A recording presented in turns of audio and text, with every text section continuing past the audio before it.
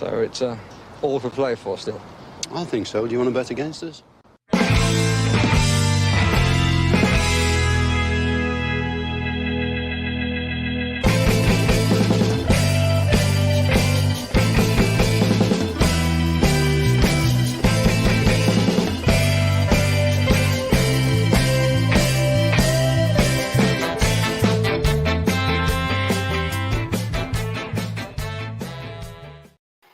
Aston Villa 1, Manchester City 3 in what can only be described as an ultimately, well, it could be described in a lot of ways, but I'm going to describe it as an ultimately frustrating game. A game whereby I think the first 45 minutes could be synopsized with the sentence intimidated, overrun, and unable. I think is how I would describe the first half, because that's what we looked like. Looked very, very sheepish. Looked like let's get out of here as quick as possible. There was a feeling of that. I talked about at the start of the back four being a considerable worry. Whoosh is all I can say about the back four in the first half an hour. Like, whoa. I didn't expect them to be that bad. In the first half hour. I didn't expect them to be that bad. But Man City took their foot off the pedal, or we grew into it, whatever way you want to see it. Either way, we didn't win the game, so it's irrelevant, I suppose, in a lot of ways. But the second half was a bit easier to watch from an Aston Villa point of view in some instances. But I'm going to say it again. I'm going to keep on banging the drum on this one. Whatever about not buying another striker, because I do have, and I did always have faith in Ollie Watkins to get double digits again this season. I never thought our back four, I never thought we had enough in reserve in the back if somebody got injured, and it just showed today. I'm sorry, and like, we don't go here and spit feathers about defenders, but I can't see that from Callum Chambers. I can't see that from Dini again. Like it was times it was really poor there in the first half. The second goal, was it the second goal or was it the third goal? No, second goal, because the third goal was the penalty. Like, I don't know, is it even worth discussing? We all know what happened. We all know what went wrong. Like, literally, if he had turned and let it hit off his ass and it dropped dead, he would have had more chance of being able to get to it to clear it. And I know a lot of people might say, look, he was trying to head it back to Emi Martinez. He was heading it away from goals, textbook, everything. He did everything right, but he didn't. He headed it to Erling Haaland, the most deadly striker probably in world football, when he's given a chance like that. And yes, he didn't score, but the ball gets fizzed across the box. And Ashley Young didn't cover himself in glory in a couple of instances in this game either today. So I thought across our back four, we were very lost, is the word I would use for it. Lost. Midfield, I genuinely thought Boubacar Kamara was carrying an injury for the first 15 minutes. Looked very out of sorts. We were very open in midfield. Very open. Which there's no way that Unai Emery told them won't be that open. I put up a statistic online that said I actually got my maths wrong. Go figure. Can't spell, can't add. Ollie Watkins, Buendia, Bailey, and Jacob Ramsey, I think it was, the four of them together added up had less touches at the time I put it up than Aymeric Laporte. They had 49 touches between them. About 15 minutes into the second half, Aymeric Laporte had 62 touches. And that's the way we were trending. That's the way we were looking from an attacking point of view. Now, we did get a goal, and I'm going to say this. There was two very, very positive points in this game. Ollie Watkins' finish was nothing short of brilliant. And I've seen people online say, oh, yeah, but Ederson didn't even make an effort for it. I don't care. His finish was still brilliant. And I actually don't think that he didn't make an effort. I just don't think he expected him to go across him like that. Put it in that corner. So fair play to Ollie Watkins. I thought that was a good finish. John Duran, obviously, coming on, I thought was a real plus point. By the way, before I get on to the one that hit the crossbar, anyone else see him do a flying arse a couple of times? See him jumping for the ball and just cocking his posterior and nudging into fellas? well, more than nudging into fellas. Anyone else see that? Anyone else see that? But yes, I seen the comments just roll up here, guys, and I think that it would be criminal to start Leon Bailey next week. I thought of all the players in the field, some of them were playing, uh, were were just not good enough, and that's fine. I don't mind if you give effort and you're not good enough. And Callum Chambers, fair play to him, didn't give up once during the game. Was just like, from an effort point of view, 110%. Cannot fault him from an effort point of view. He just isn't a good enough centre half for Aston Villa. He's and that's not. I hope people don't take that as being overly negative. That's just my view on it. Somebody like Leon Bailey, I thought was a bit uncourageous, is the word I would put today. Uncourageous would be the word I would put with regards to his performance. He's so much more in his locker. We're not seeing it in the Premier League. We're not seeing it consistently in the Premier League. And I go back to that to the tackle from Diaz. I would apologize to anybody who maybe didn't catch the irony in my tweet. He takes a horrible touch, Leon Bailey. Like your touch needs to be better in that instance. And Diaz comes in with a tackle that look, it wasn't that bad a tackle, but I think it was definitely a free. Probably yellow card, maybe. I think. I don't think it was that bad, but the commentators went off as if it was a perfect challenge. And that's what I put in my tweet. I said, Leon Bailey's heavy touch leads to a perfect challenge from Diaz, and so on. I don't think it was a perfect challenge. I think it was a free. But there's just little instances like that. We saw it against Leicester as well. He looked, I don't know. I don't want, like, I'm specifically using a word that I don't even know as a word. I'm specifically phrasing it as uncourageous, because I'm not going to ever call anybody a coward. Specifically when they put on the jersey, they're our players. They put on the jersey and they go out and they play the game. I don't know what way it went on or what's going on in anybody's head, but I just think that there was bigger, stronger people out there, and I think that he might have been injured. He might have been afraid to get injured or whatever. And if that's the case, then he needs help with that. He needs to be helped around that side of things, because he was pretty ineffectual today. For long periods of the first half, for long periods of the game, we only had 2 shots on target, and he had both of them. One of them was going a mile wide, and the other one was blocked, I think.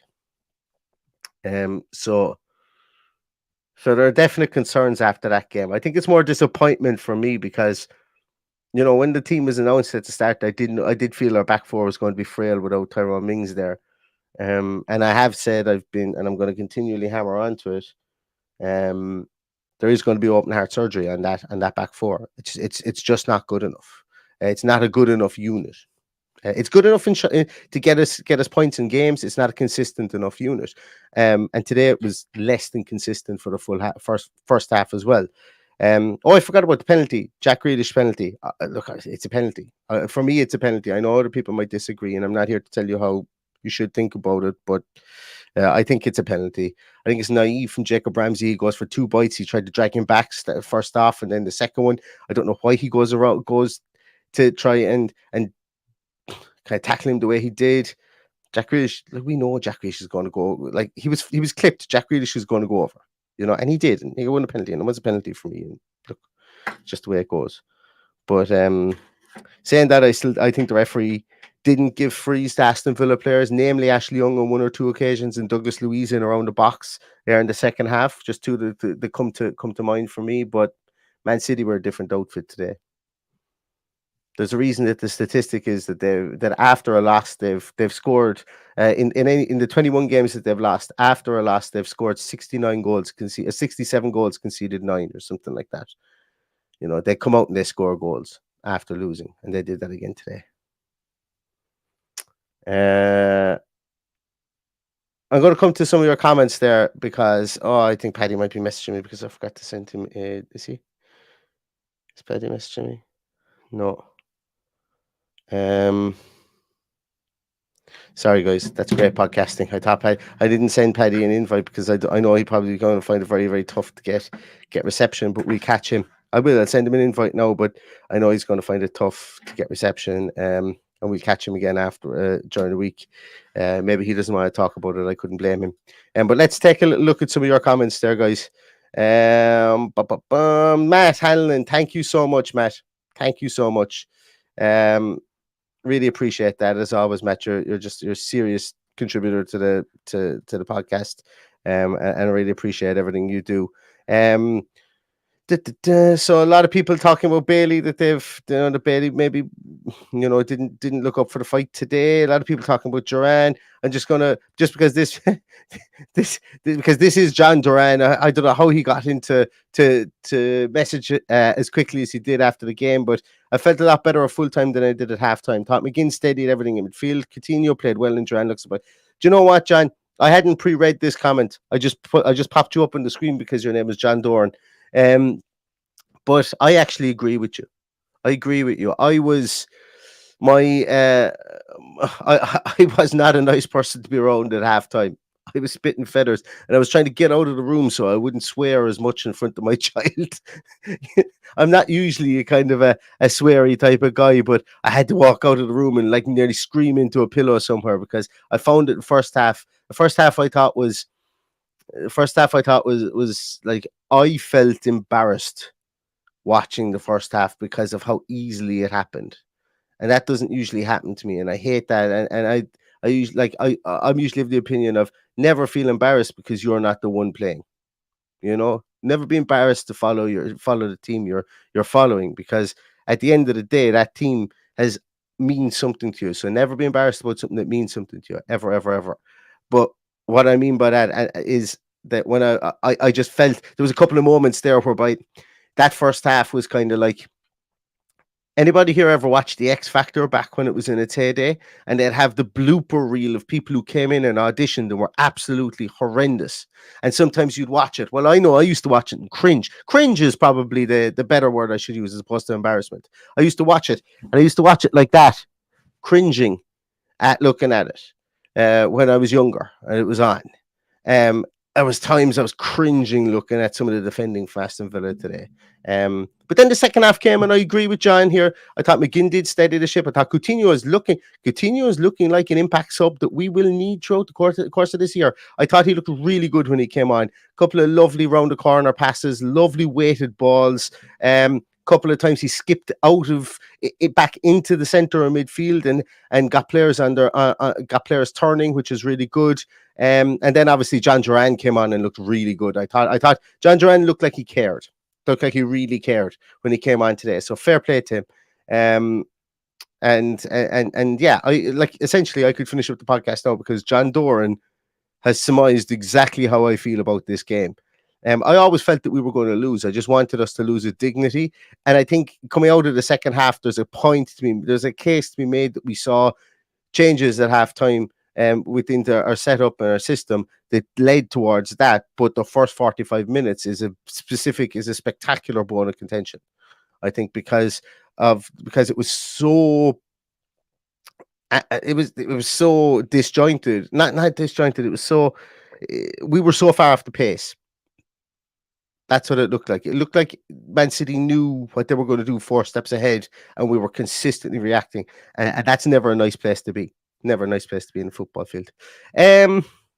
Jay says, definitely missing Mings. Kanza had a decent game, some important blocks. Actually, you are correct. I mentioned the back four there, and I completely neglected to mention Kanza. I thought Kanza did okay today. Yeah. Important block from Alvarez, I think, at the back post. Also, I thought he did okay. He absolutely went through somebody when he was very, very high up the field there in the second half. But still, it does. And John Steele says it's another example of how important Mings is to this team. It really is. And saying that, I still think we need to improve personnel-wise.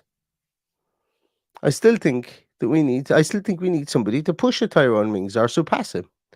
Not that I want him out of the team or anything, but that's how you build good teams. Diego Carlos is going to be back on the field soon. That's going to be good. Back on grass soon. That's going to be good. But it could be another 4 weeks before we see him in the team. We've Arsenal. We've a couple of other tricky assignments to come until then. So hopefully, Mings is back and fit and firing soon. Yeah, Rick says if Duran finished that, I think we would have completely ignored the rest of the game and just spoke about John Duran, because I thought he was really good. I thought he ran the channels. I thought he got got feisty in midfield. I thought a couple of his like the support run he made for Ollie Watkins' goal. I thought he broke his absolute neck to try and get there. There was no lack of effort from John Duran today, and fair play to him, because sometimes that's enough to get you through. Even like, and what I mean by that is obviously he's got talent, but what I mean by the effort is enough to get you through if you don't fully know or you aren't fully sure about what the level is you're playing against. Does that make sense? I think that might make sense. You can out effort people for sure. You can out effort people. Um, Yeah, Christopher Gonzalez says, I thought the subs were bright. I thought the subs played very well. I thought Moreno came on, played well as well.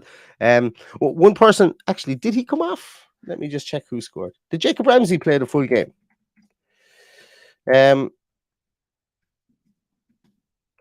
Jacob Ramsey didn't impress me today. He didn't do much. He was. Did he play the full game or did he come off? Sorry, there. I can't remember. Everybody, if he did, yeah, no, he came off. He came off. Yeah, he came off when Coutinho came on. No, the reason I say that is because he just didn't affect the game positive. Well, he affected it negatively, giving away the penalty. But I just didn't think he affected the game in any way, shape, or form. But then again, neither did Buendia, neither did Boubacar Kamara, Kamara got last Rodri for the first goal. That, like, what's Aston McPhee doing? What's he doing? We have to ask that question. I think there's 11 goals we've conceded now from corners. Somebody tweeted me today to say 11 goals we've conceded from set pieces this season. Like, what's going on there? We have a dedicated set piece coach. He seems to spend his time with the clipboard giving instructions to substitutes coming on. I'm being unfair because obviously he can have more than one role. But Man City didn't do anything out of the ordinary from any one of those corner routines in the first half, and we looked like we never defended a corner before.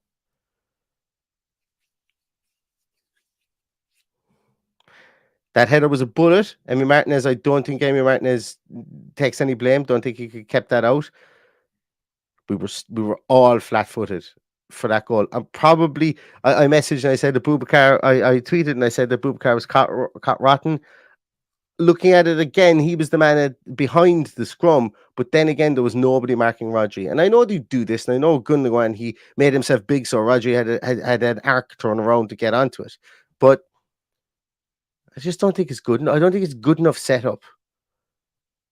I'm gonna have to watch it again because I think it's I don't know, like, if you've got a dedicated set piece coach, surely that's a simple tactic that's done in every single football game.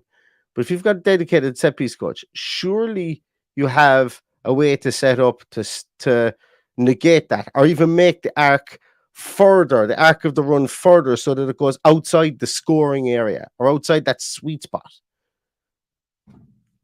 Anybody out there? I've never gone into any detail on set pieces ever. Anybody out there know if I'm talking through my hat? Anybody out there want to educate me on it? Because I'm kind of, I don't really know. I don't know a whole pile about set pieces. I've never once looked at any literature or anything like that on set pieces. Never once. Or have I? Might have thought it a lie. Might have done it once. But still, that's not the point. It's not me we're critiquing here, okay? It's Aston McPhee. It's not me we're critiquing. It's Aston McPhee. Or whoever's doing the set pieces. I don't even know if he's still the set piece guy within this setup. It's just he was brought in as the set piece guy. Anyway, beside the point. Beside the point.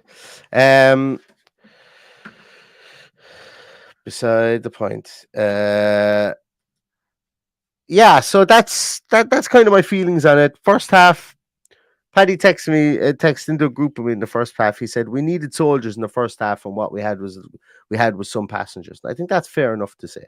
I think there's a lot of players there who will hold their hands up and say, "Oof, I was cock cold in the first half." And I don't know how you get cock cold against get cock cold to that level of degree upstairs, because I think people were cock cold upstairs in that game,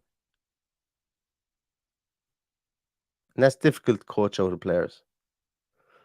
That's difficult to coach out of players. So, where do we go from here, I suppose, is the big question. We put this one behind us. It was always going to be a loss. I think, sorry, it wasn't always going to be last. I said we were going to draw beforehand. But I think we were hopeful we would get something, but we weren't expectant. That's the phrase I think Paddy used. So we should go in and look to win games. We should. I thought we went into this game looking sheepish, and that's the one thing I worry about. We lose. We have no John McGinn on the field today, who has worn the captain's armband this year. We've no Tyrone Mings on the field, who has been a captain for this team for quite a while. And Emmy Martinez is in goals. There's only so much a goalkeeper can do from a leadership point of view from being in goals. That's why there's always this argument around should a goalkeeper ever be captain, X, Y, and Z. I don't know. Once again, it comes back to this again. I don't know where the leadership comes from out the field. And people say Ashley Young, once again, he's right back, who didn't have the best game against Leicester, didn't have the best game here today. I don't know where the leadership comes from. And look, that isn't me piling in on Ashley Young. He's 37, going to be soon to be 38 years of age. I've made my peace at the fact that I think he's been absolutely brilliant for Aston Villa this season. This isn't me piling in on him at all. But I'm talking about leadership value. It's an interesting one. It's one to think about. And well, it's not. It's one that I've been thinking about for the last 3 years, to be honest with you. And yeah, and I think that's kind of my feeling on it. The soft underbelly is still there, unfortunately. But then again, the same players are still there, more or less, in the main. The same players are still there. So there is work to do. I think we always knew it. Our start is still good. Our start under Unai Emery. This isn't a reflection from me on Unai Emery at all.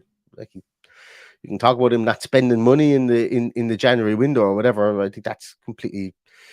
That's a separate argument. I think we could have about today. I think you can argue based on the merits of today that and I know what people would say is, oh yeah, but if he bought another centre half, he wouldn't have had to pay Callum Chambers, and yeah, that's fine. Or if he bought another striker, he wouldn't have had to pay Leon Bailey. Man, that's fine. But they're two different arguments. I think they're two different arguments. For me, at that when you look at games in a silo like this, because we've no idea who he bought or who we would have bought, or if they would have come in and stunk up the place as well. So for me, it's kind of two different arguments. I hope that makes sense. But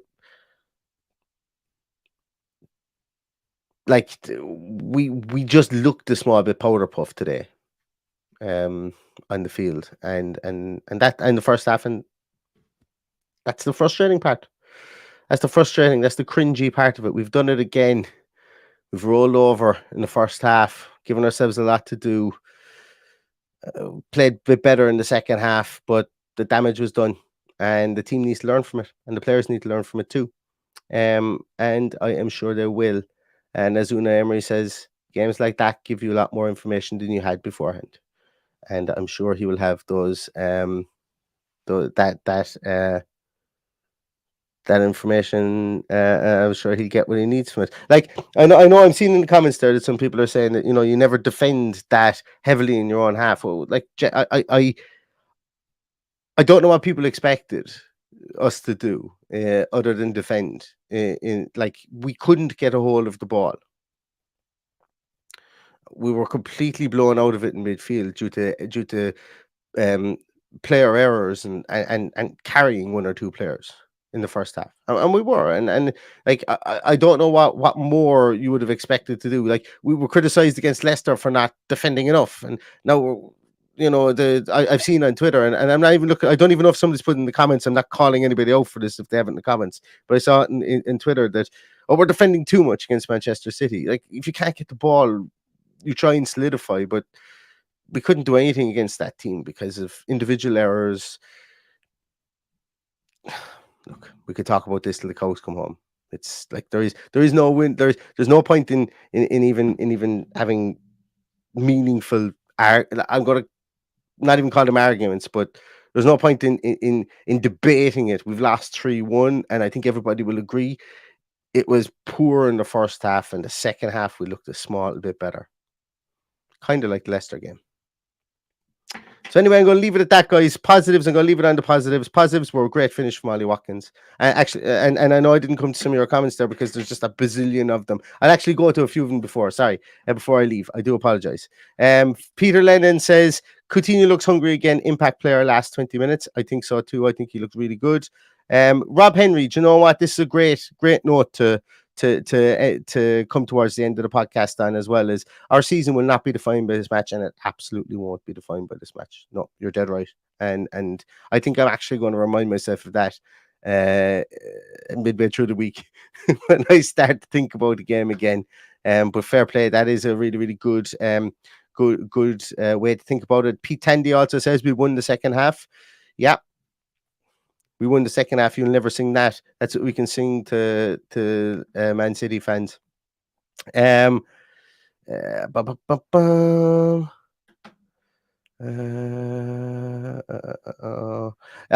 Just on the penalty as well, standing on the word side, Grealish didn't need an invite to go down for the penalty, but he was caught. He was clipped from behind. I think it was naive defending. He was grabbed at. Look, I think it's penalty all day long. It's a penalty all day long. We know what we're getting from Jack Grealish there, whether he dives or whether he doesn't dive. I think I still think it's penalty. And look, regardless, 3-0, 2-0. I don't know. I can see why people feel it was soft, and that's fine. It's not an argument I want to have with people. Not that I don't think that you're right. It's just to me it's one of those things that doesn't really matter now. At the end of the day, it doesn't really matter because I think the VAR would have given it anyway. If it wasn't given, I think VAR would have given it because of the contact. But he does go down. And he did it for us too. Unfortunately, it's tough when when we see him do it against us. Just like it was tough when Ashley Young was playing against us and scoring against us, and that's it's not nice to see a former hero of ours to look. It was a penalty, and he made a meal of it. And I think everybody's right. No matter what they say about it, it's fine. Where else are we? Sorry, that was very, very deep of me to say that to go into there. As you can see, guys, I'm a small bit lost for words in this, and I'm kind of arguing with myself at times during this podcast. But it's like it is what it is. I found it a frustrating performance. Where else are we? Englishman in Prague says, I believe in the manager, but this is a terrible lineup and the bench was a joke. Team never turned up first half, second half better, a decent setup gets a point. I just don't know what he could have done. What like, and I like as I say, here we go with the two arguments are should he have spent more in January? I think we all agree on that. We absolutely all agree on that, but he didn't. And I think the second argument then is what could he have done better to set this team up? Maybe brought Moreno in at left back instead of Dina. We didn't have another centre half, so what we had at the moment, I think that's what he could have done with. And look, I don't know, guys.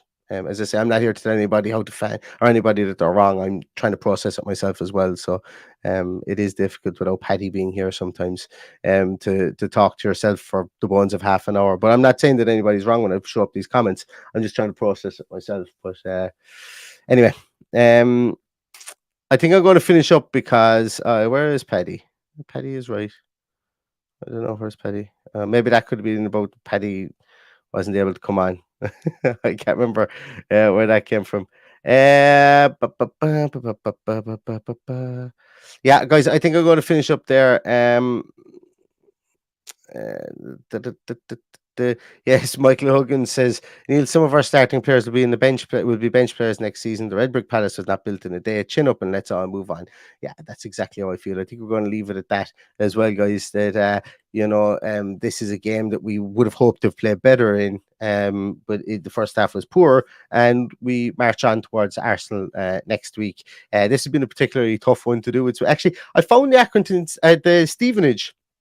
Found Stevenage post-match easier to do than this one because I just think I expected a small bit more of a performance in this game, whereas the Stevenage one was just complete and utter shock. But thanks, guys, for putting up with me. I know I'll listen back to this and go, Jesus, what in the name was I saying there? I don't even know what point I was trying to get through there. But thanks a million for putting up with me. I really appreciate it. I'm going to leave it at that, though, because I don't want to labour my half-made points here. And we will be back again. I'm going to get Paddy on during the week just to see how he feels about it. That's if he's after messaging me saying I am not in a position to talk, to contribute, was it? I think is the way that he said. So I think that sums it all up about how Patrick is feeling today. But we might get him back on again later on in the week, or maybe tomorrow, or early in the week, should I say? To see what the feeling was in the ground and so on. But thanks everybody for popping on. I do apologize for the quality of this one. I feel like I made about 14 half points in this, and I didn't even follow any of them through because I more or less had an argument or contradicted myself in the middle of it.